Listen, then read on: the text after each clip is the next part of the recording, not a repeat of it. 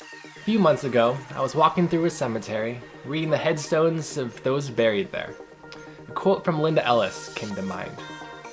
Your life is made of 2 dates and a dash. Make the most of the dash.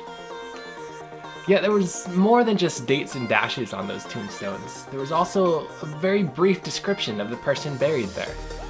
A loving father, loved by her community. He lived a humble life. When reading these, I found that I had no better sense of who they actually were. What did this father's love look like? How did this man model humility? Over the past 4 years, I have been on a journey of growth to reimagine dozens of words that I have found to be foundational to my relationships, my health and well-being, and nearly every other aspect of my life. This podcast is my invitation to you to join me in this journey. This is a Better Story.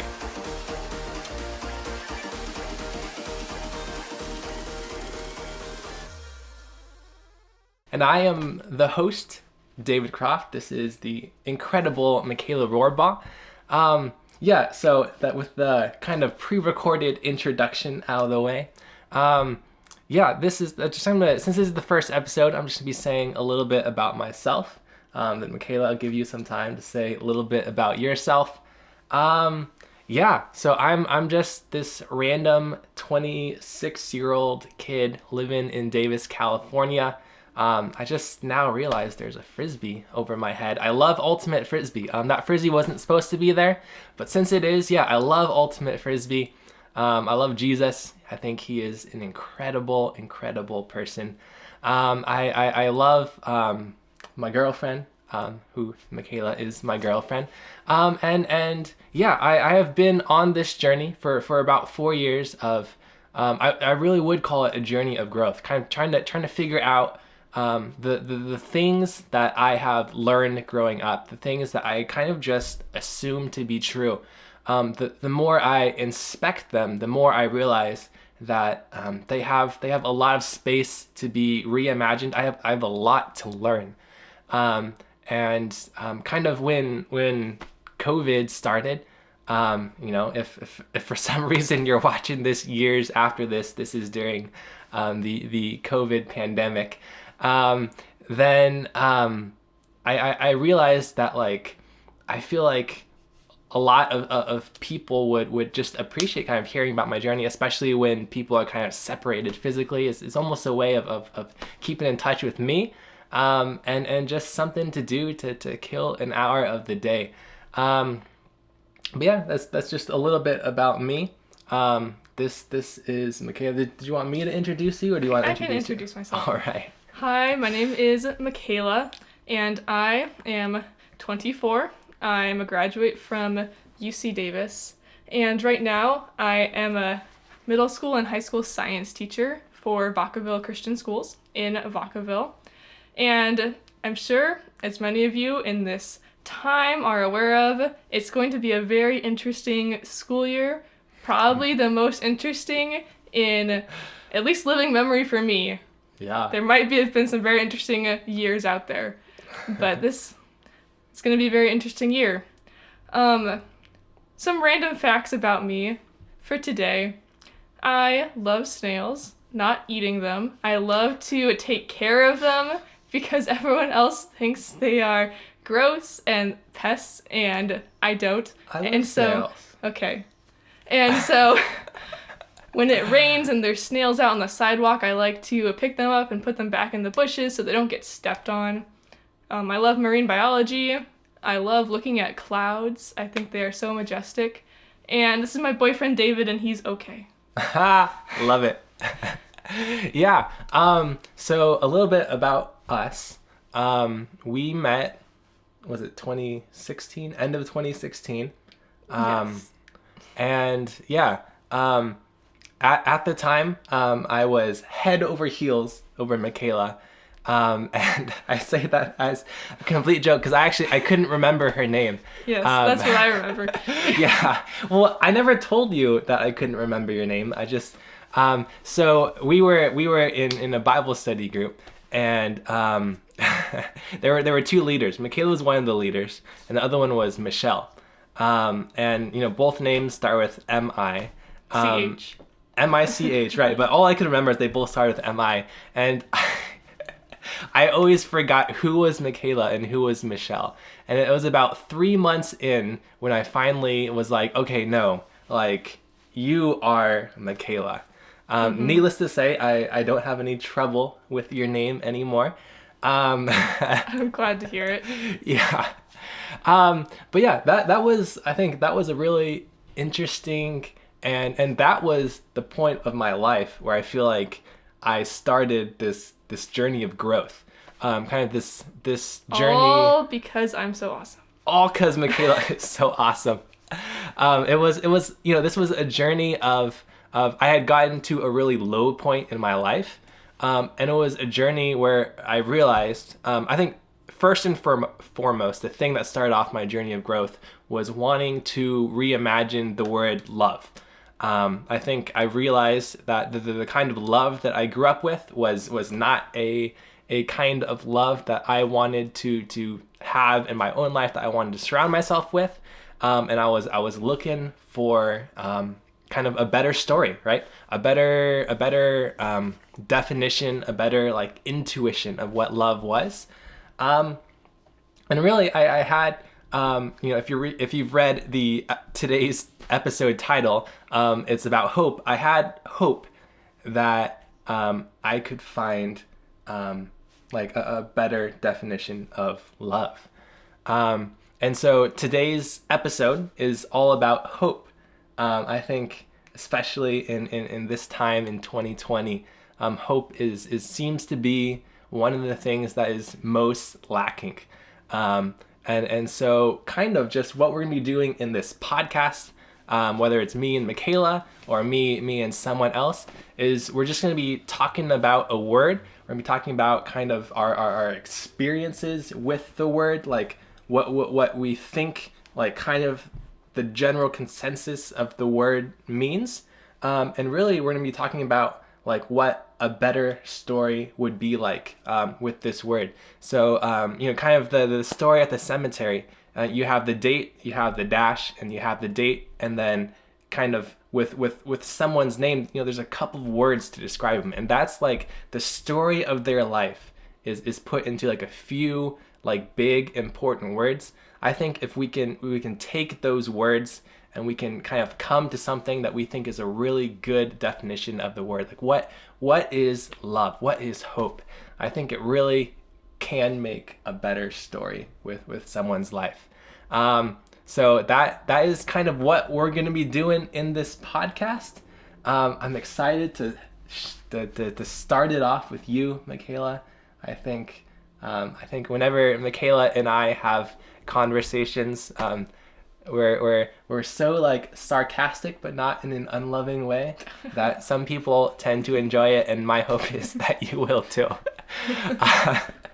But yeah, so we are gonna jump into hope. So Michaela, I'm gonna start it off with some 5 and 5. What 5 and 5 is, I'm gonna give you 5 seconds and then 5 minutes. So 5 seconds to say kind of your Merriam-Webster, but Michaela Rohrbaugh's definition of hope. And then 5 minutes to just talk about like what is your experience with hope.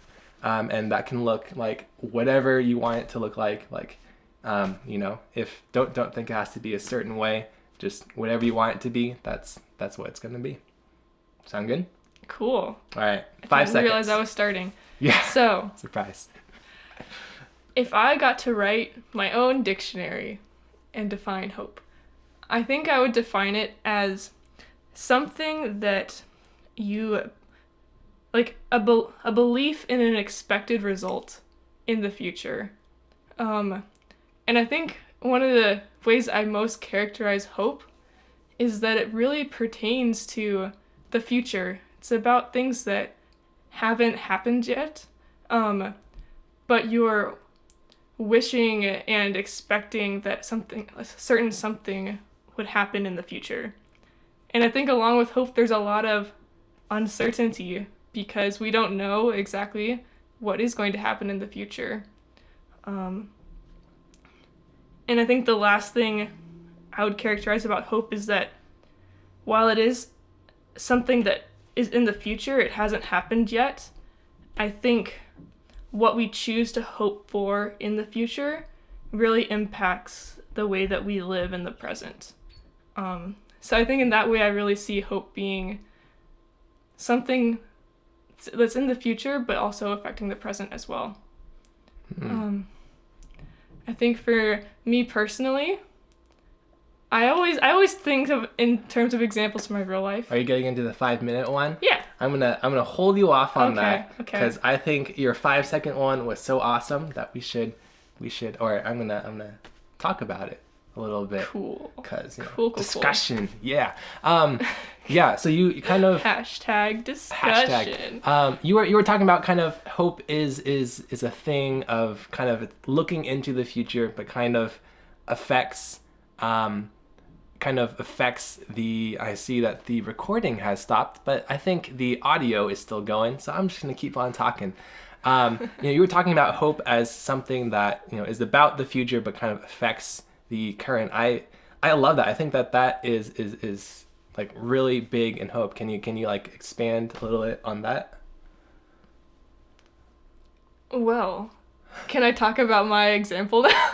Yes. Okay, All great. right, let's go there. So, I think where I see hope most present in my life right now, I mentioned that I'm going to start working as a teacher. This is going to be the first year of teaching for me ever. I student taught this past year in 2 different classrooms. And to be honest, it was really, really difficult. I think it was difficult because it was very new to me. I felt like there were so many ways each day that I could have done better or felt like I failed. And it was really hard for me to experience joy in the midst of those feelings. And given all of that, this whole summer I've been considering how difficult it's been for me to have hope that next year as a first-year teacher, that I'll be able to have joy in the work that I do, that I'll be able to make a difference, that I'll be able to go to work every day and power through it and love what I'm doing in the midst of things about it that are difficult. And I'm still working on that, but I think the way I would characterize this like future present aspect of hope is that my teaching is in the future. I haven't started teaching yet, so I don't know what it's going to look like. But I feel like if I was able to have hope that I'd be able to experience joy and experience making a difference in what I do, that I wouldn't have to worry now. I wouldn't have to frantically try to plan and prepare myself now. And I think that's how I would see hope making a difference in my life, is if I really believed that I would get to experience that joy in the future, then I wouldn't experience all this worry now. And I think that's kind of how I know if hope is making a difference in my life or not. I like that. I think one of the things that you mentioned that really stood out to me was it's like that you wouldn't have to like frantically do these things. You wouldn't have to worry. I think a lot of people when they approach this concept of like hoping for the best, sometimes there's even like a negative connotation to it, because like, well, if you're just hoping for the best, then you're not preparing for the worst. But I think that's a little bit of a misconception. Maybe you could speak to this. Is that like, it's not like hope isn't like a lack of preparation. If you hope for something, it doesn't mean you're not preparing for it. It just means you don't have to be hopeless, right? The opposite of hope is hopeless. And so being hopeful doesn't mean that you're just gonna believe that only the best is gonna happen. It's that you are not hopeless, that you have something that you think is great. Yeah, I would really agree, because I feel like hope isn't something that keeps you from action because you're just hoping that, it'll all work out, I don't have to do anything. I feel like you're saying the opposite of hope is hopelessness or despair. I feel like despair is the feeling that keeps you from acting. It keeps you from moving forward and keeps you from being able to do anything in the present, because you don't have hope that it's kind of like you're hopeless that anything you do now would be able to change the future for the better. And so in that way, I really see that hope is not something that keeps you from acting in the present, but rather your hope in how things will turn out in the future is what compels you to work towards it and move in that direction and be active. I love it. I love it. Cool. I'm going to get into my 5 and 5. Cool. So here we go. The Merriam-Webster David Croft Dictionary of Hope in 5 seconds. If I were to describe hope in 5 seconds, I would say hope is the thing that keeps you going when you feel like stopping. Hope is the thing that keeps you going when you feel like stopping. Yeah, and kind of just expanding on that a little bit. Also, Michaela, I'll give you some time if you want to comment on that as well. I feel like I was listening to a TEDx talk yesterday, which was already after I knew I was going to be talking about hope today. He was talking about the Mario effect, which is really this gamification of life. When you run into a roadblock in the game, you know that there's a way to get through it. You know that there is a goal. You know that if you get through it, things will be better on the other side. Unless you're playing Dark Souls, then things probably won't be better on the other side. But kind of there's this idea of when you're playing a video game, like, you know that the video game doesn't suck. So you know that something on the better side, and that gives you hope, and that hope keeps you going through the video game. I think in real life, hope is that thing. When you run into a roadblock in real life, hope is what keeps you going through that roadblock. If you do not have hope, if you are despairing, like you said, if you are hopeless, there's no reason to push through to the other side. So I feel like, yes, hope is the thing that keeps you going when you hit a roadblock in life. Any thoughts, or I can just keep on chugging? Just keep on going. All right. I'll interrupt you if I have a question. 5 minutes to talk about my entire life experience with hope. This is wow. So yeah. Weren't you the one who came up with this ahead of time? Yeah, I know. It still feels like so much. Yeah, I'm not gonna sugarcoat this a little bit. I had a really, really tough first 18 years of my life. And probably the single toughest part about it was it felt like I had no hope.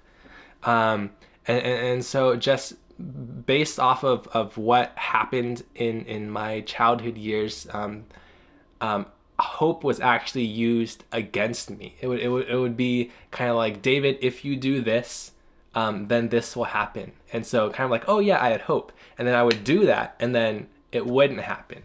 And this is something that happened over and over again. I kind of hope for me was this dirty word, because hope was this uncertain thing that could only lead to pain. Like if I didn't hope, then it still might happen. But if I did hope, it still might or might not happen. But then it opened the door to pain. And so for me, it was like, I actually, when someone said the word hope, literally both of my fists or both of my hands would turn into fists and my entire body would get tense. Because I didn't like this word hope. And so Michaela, when we met, that's where I was at. I was actually, I got into a point where I felt like, even though there was a lot of people in my life who cared about me, who really, they wished the best for me, I felt that there was nobody in my life who cared for me, whose actions kind of reflected that care that that they cared about me. And the thing that really started turning my perception of love, we were talking about love earlier, was you, Michaela. You, like, what you had done. Okay, so backstory. Valentine's Day in college towns is also known as Singles Awareness Day. If you you've never heard that before? No, okay, yeah. So it's classic that singles will tell other singles, especially here in Davis, on February 14th, Happy Singles Awareness Day. That's cute. Yeah, and so Valentine's Day 2017, I'd known you for maybe 4 months at this point. I was super sick. Like, we're talking about, like, I had a trash can which probably has a 5-gallon capacity, and I kid you not, there was only tissues in there, and the entire trash can was completely full of tissues. Like, I'd been sick for like 3 weeks, and it was just I was so sick. It was so tough. And Michaela, you sent me a text, and you're like, "Hey, can I come over and drop you off something for Valentine's Day?" This was, by the way, this was not a romantic thing at all. I just No, want to it put wasn't. that out there. I was a good small group leader. I was not pursuing the sheep. All right. Yeah. Yeah. She had like 15 of these. I didn't know it at this time, but she had like 15 of these. So anyways, I was like, yeah, sure. And I told you, I think, like, I'm sick, like, so, like, don't, like, come, like, too close or something like that. Anyways, she comes to the door, she, like, opens her backpack, and I see, like, 15 of these, and I was like, aw, like, it wasn't just for me, she's just doing this for everyone. And then, like, you give it to me, you're like, "David, like, how you doing?" And I'm like, "Oh, I'm doing fine." And then you're like, "Can I give you a hug?" And I was just like, no, like, I'm sick. Like, that's not safe. I'm like, why? I hardly remember this at all. I was like thinking to myself, I was like, why would you even offer to give me a hug? Like, that is a huge risk to you, and you don't gain anything out of it. Why would you do something risky that you personally do not gain from? And so I wanted to tell you no, but you seemed like you really wanted to give me a hug. So I was like, okay, sure. So I took my hoodie that I was wearing, I pulled it up over my nose and mouth, which is so funny because now we're all wearing masks because of COVID. And you gave me a hug. And then so, you went on your way, you delivered, singles awareness gifts to the rest of the small group. But I remember just standing there at the bottom of the staircase and just thinking to myself, like you had no reason to give me, no, like, logical reason to give me a hug. Like, you personally didn't gain anything out of that. And it was a risk for you. Like, why would someone do that for another person? Why would someone give up of themselves to better someone else when there's nothing in it in return for you? And really, that was one of the moments. You had a lot of moments, Michaela. that was one of the moments where I started to think, like, okay, there could be something here. And like this hope that, I didn't call it hope. If I had called it hope, I probably would have been turned off right away. But this hope was ignited in me that maybe there was people out there, and definitely you were one of those people. Maybe there were people out there who could care for me, not just about me. And really care for me in a way that doesn't even make sense. I mean, I think we see all of these Hollywood videos. That sounds like a DVD rental star. We see all these videos where there's this love that's, like, so self-sacrificial, so, like, great, and we're like, that's so great. And then we come to real life, I put air quotes in real life. We come to real life. And love just doesn't seem to be like that. And it's like, how do we even hope for a love that's better when sometimes, I was 20, 21 at that point. Like it feels like I just have never experienced a love like that. How can I hope for something that's better? But nevertheless, hope was ignited. I just realized this was supposed to be 5 minutes long. I've already gone like 10. I'll make it a little bit quicker. But yeah, that's kind of that kind of opened me up to the idea of hope being a good thing. It still took a couple years. It took a whole lot of wrestling, a whole lot of struggling. I had to learn about two different kinds of hope. There's the kind of hope where like I hope that the Oakland Raiders are going to win the Super Bowl this year. I'm an Oakland Raiders fan. That's a hope that doesn't work out. That's a hard one to hope for. Yeah. It's been a lot of years since they've had a team good enough to win the Super Bowl. But there's also the hope, like Michaela, every night when I go to sleep, I hope that you will still love me the next time you see me. And I don't it's not hope because I think that you might not. It's hope because that helps me have a smile on my face when I go to sleep. And I hope that the next time you see me, like you're going to be smiling. And I feel like there's the hope that's like not a solid foundation. It's something that you can't stand on. But there's also this type of hope in life that is either certain or almost certain, that you can stand on, that you can use as something to really like build you up.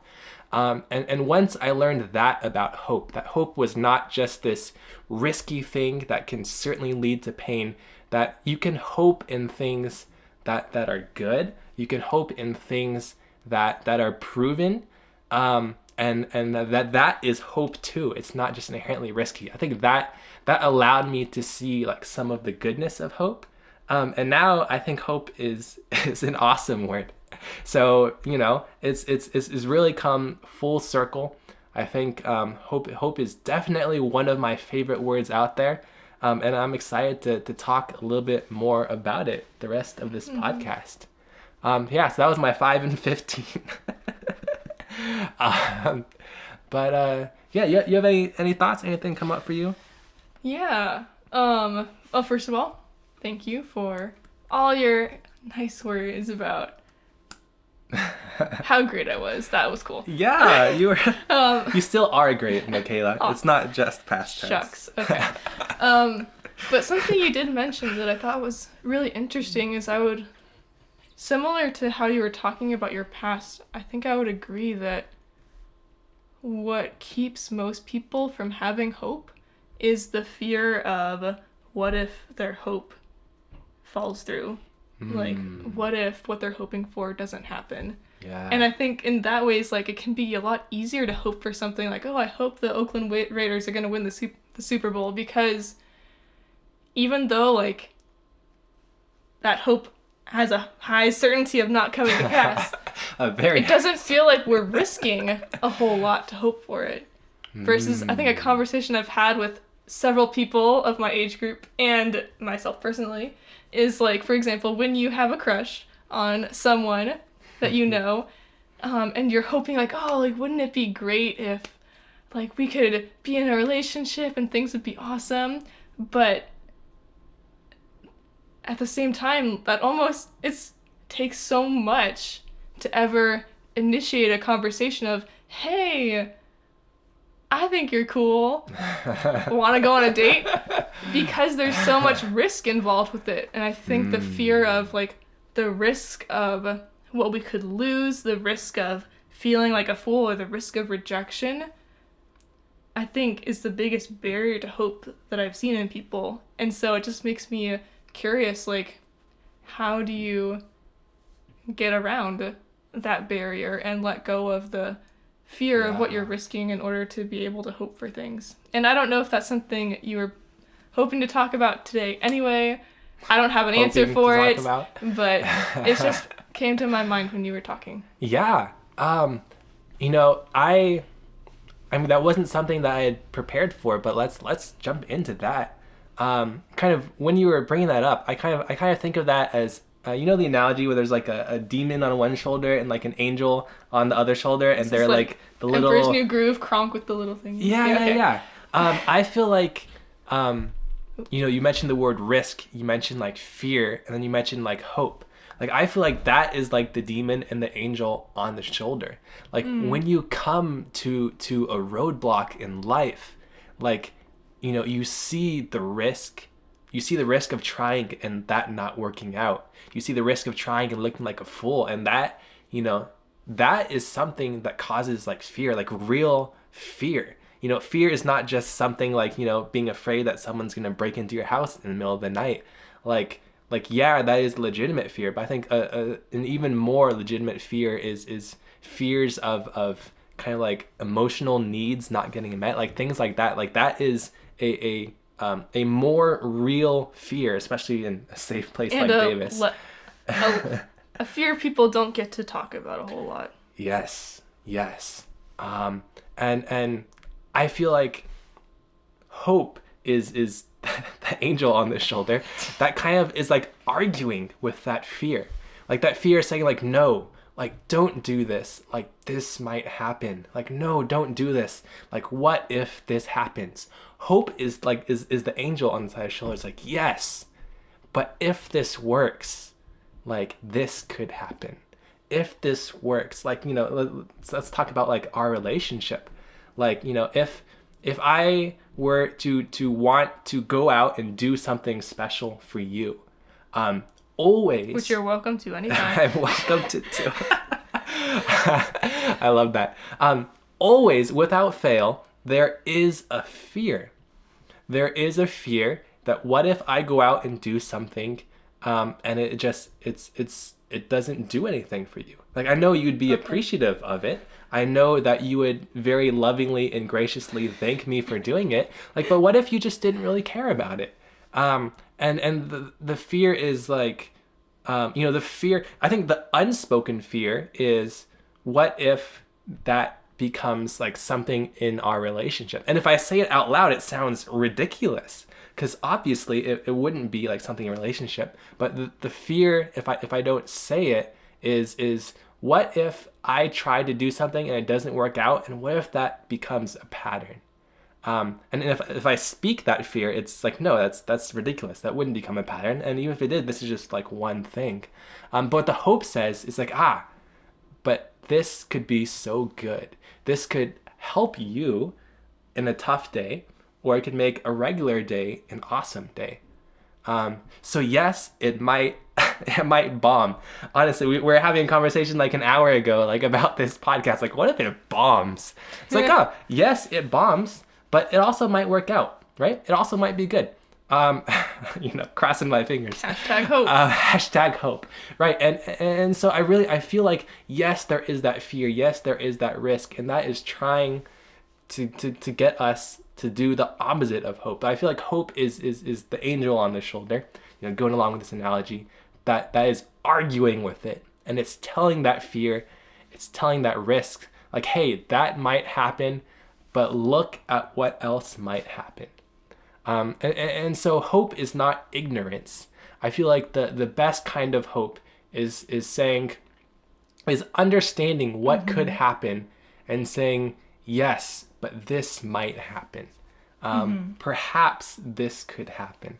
I'm a big fan of the word perhaps right now. Any of my fellow Discovery people would know why I'm a big fan of the word perhaps. Yeah. But does that kind of make sense? Yeah, and I would agree that I think that's what makes hope different, like not be a blind hope. Because I think what makes hope so powerful is being able to look at the risk and look at the fears and look at the possibilities of what could happen and still choose to hope. And so you're not entering into it blindly, but you're knowing what you're risking, but you're still choosing to have hope anyway. Yeah. Which is why I think hope is awesome. Okay. So I had Googled hope. Awesome. People said like the Merriam-Webster dictionary or Webster's definition for hope. I feel like Google's definition of hope is more of what shapes society than Merriam-Webster. Because let's be honest, how many of us actually pull out a hardback dictionary? So where does Google get its definitions from then? Probably Merriam-Webster, but people get their definitions from Google. So anyways, I Googled it because I feel like more people Google definitions than look it up in a dictionary. According to Google, the definition of hope, and I just took the very first one. For every word, I'm just going to take the very first Google definition because let's be honest, people stop after reading one.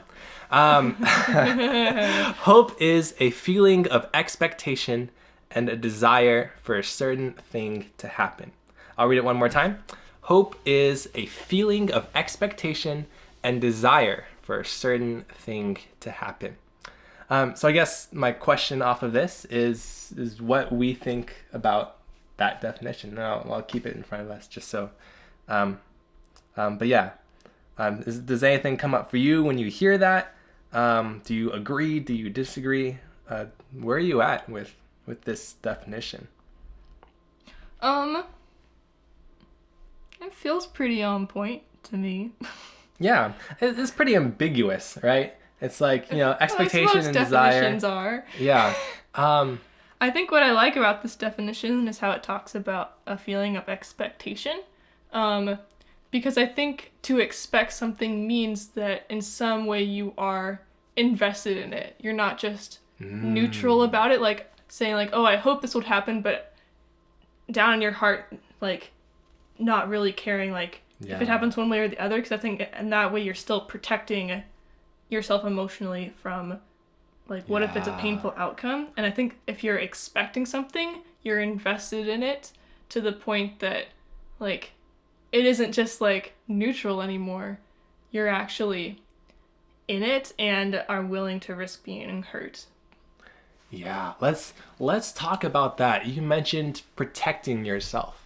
I think when I really was opposed to the word hope, that was the main thing. Even if I wasn't really at the time able to put words behind it, that was the main reason why I was opposed to hope. It's because I wanted to protect myself from hurt, from pain. Do you have any comments about that? I feel like I could talk for a couple minutes about this. But you're the one who brought it up, so I want to leave the floor open, like, for you. Like, can you like dive deeper into this whole idea of kind of this tension between, like, hope and protecting yourself, or is there a tension there? What do you think? I mean, I think there's definitely a tension there. I would need to think about it a little more. Yeah. Because I want what I say to be thoughtful and not just whatever comes to mind first. Well, how about I kind of talk about what it was like for me. Okay. And then you can use that time. You can, like, completely, like, tune me out if you want, or you can listen to me. Up to you. And yeah, I'll just start with that. So I mean, I had brought up earlier in this podcast how kind of one of the major things that made a difference for me was realizing that there was, like, different kinds of hope. There was, like, hope that the Raiders would win the Super Bowl. And there was hope that you would still love me the next day. And one of them has, like, almost a 0% chance, and the other one has almost 100% chance, right?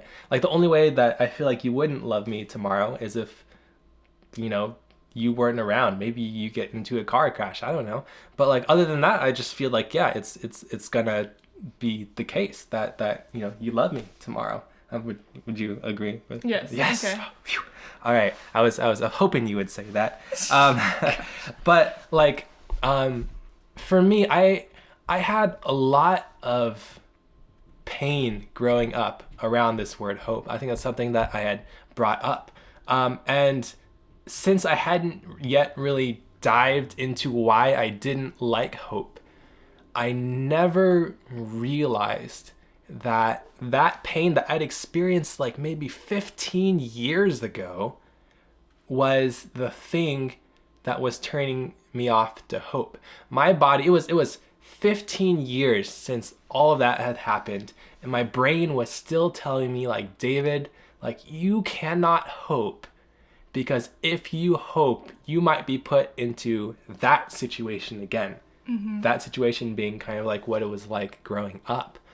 And it was no more complicated than my brain trying to protect me from being in a situation I was, that I was 15 years removed from. And so the main barrier, and it was a wall 100 feet tall, 100 miles across. The main barrier was actually me trying to protect myself. And it seems so backwards to me now, because now that I understand better what hope is, hope is kind of like a way of protecting when you hit those hard points in life. Hope is what carries you through. I mean, of course, there are other things that carry you through. There are people in your life that are so great that help carry you through. There are other things as well. But hope definitely seems to be right at the front of carrying you through during hard times, of carrying me through during my hard times. And so because I was unconsciously trying to protect myself from hardships that came up because I wasn't able to hope actually became a lot harder. And it was almost like a reversal, if that makes any sense. So that's kind of like my thoughts on protection is sometimes in an effort to protect ourselves, we actually do the exact opposite of what we're trying to do. And I'm speaking from personal experience more than anything else. But yeah, does that kind of make sense? Yeah, and I think what you were saying, what it brought to mind to me, is that how I think it makes a big difference what we choose to hope in, because as I know from your previous experience growing up, the adults in your early years were not people that were necessarily people you could put your hope in. Yeah.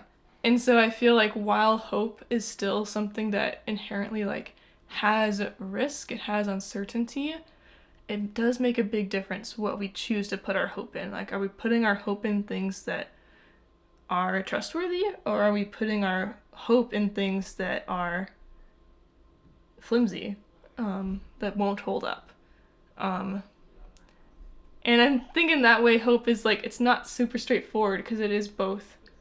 We choose whether we hope in things that are sturdy or not, but then at the same time we also carry a degree of uncertainty always, because we don't know exactly what's going to happen. Yeah. Something I want to mention, Michaela, if I can kind of take a little rabbit trail. Sure. I like rabbits. my birth parents, I don't want to paint them in this terrible light. I think they really, really, really wanted the best for me and my brothers. I have 2 older brothers. But all parents out there, there's no, perfect guidebook for how to be a perfect parent. And just in a lot of ways, they just didn't know how to kind of push us towards kind of what was best. And they did it in the ways which they saw fit. And that caused a lot of pain. So, I don't want to paint them as people who are evil, because I do think that they very, very much tried to do what was best for me and my brothers. I just think the way that they did it was wasn't that great. So yeah, I just want to mention that, just so it's not hanging out there. I don't want to. That's good. Okay, cool. But yes, did you have anything else that you wanted to say about that? No, I'm good. Well, cool. Yeah, I think I'm gonna kind of come to wrap up. This is the first episode. Hey, if you're still listening to us at this point, thank you. I'm honored that you would take this much time. If you're still listening. Well, I mean, if you managed to get this far, if thank you. Managed to get this far, it is a thing of trust to give up, an hour of your time to listen to me and Michaela just talk about some random word. And so I appreciate that you came and that you've listened up to this point. I really do hope that you'll continue to listen, that you will join me on my journey of growth. And actually, that's the word that we're going to be talking about next week is growth. Ooh, but exciting stuff. I know, just tossing I didn't that in know there. that, so that's great. But that you will join me on this journey of growth, of reimagining words that kind of we feel like we know what they mean, but like what does our brain like really think about when we think about this word? Not do we agree or disagree with the definition, with the dictionary definition? What does our brain really think about when we think about these words? So really, thank you for tuning in. I hope that you'll continue to tune in. Hey, if you have, if you appreciated this conversation, if there was something that like really spoke to you that you really enjoyed, like let me know. You can find me on Facebook. You can email me.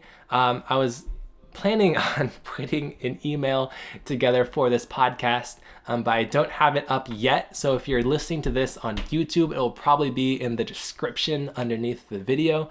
Like let me know if something kind of like helped you out. I don't want this to just be me and whoever I'm hosting with. Normally it'll be you, Michaela. Like I want us to be journeying together. And I want it to be a journey where we all grow. So let me know if you personally have grown from today's talk about hope. Let me know if there's a word that you would want me to talk about. Again, I'm just some 26-year-old kid. I'm not someone who, I'm not an English professor who's studied about words and something. I want to go on this journey with you to learn about these words, to reimagine all of these words, which I think are so like fundamental for how we live our life. I think if we can redefine words like hope, like love, like trust, like faith, like some of these words, like it could actually fundamentally change the way that our days look like, the way that our relationships look like. And so I've been on this journey for a couple of years, and I can say it has completely changed my life top to bottom. So please come along with me on this journey. I plan to release a podcast every week. A lot of them will have the incredible Michaela Rohrbough with me, hopefully. So I'm excited for that.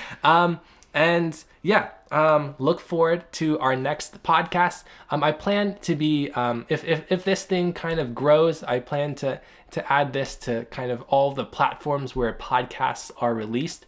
So tell me that, is this something that you would like to have on, like, say, a Spotify or a Google Podcast? I'm not sure what Google Podcasts are called. Maybe it is just called Google Podcasts.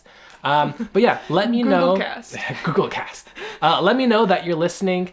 Let me know if this was helpful for you. Or hey, if you have experience with podcasts and you have some constructive criticism or something that you think would help me out, I would love to hear that too. Again, this is a journey of growth. So any area of growth, I am so down for that. And in the meantime, stay healthy, stay tuned, and watch out for bears. And watch out for bears.